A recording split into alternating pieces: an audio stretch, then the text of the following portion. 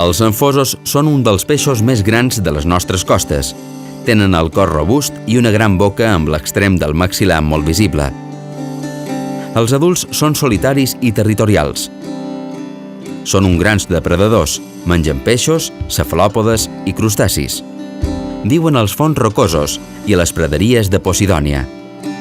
Hi ha diverses espècies d'enfosos a les nostres aigües. Un dels més comuns és l'enfós llis, que es caracteritza perquè els joves tenen unes franges longitudinals molt marcades.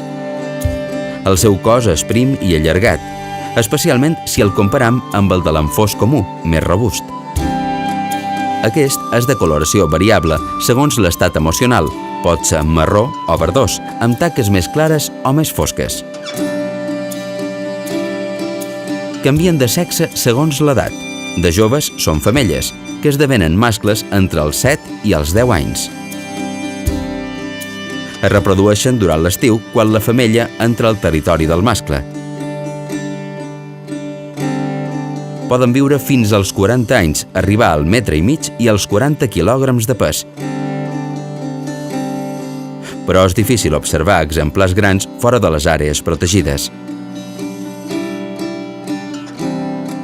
Per les seves qualitats culinàries, són molt apreciats pels pescadors, especialment els submarins.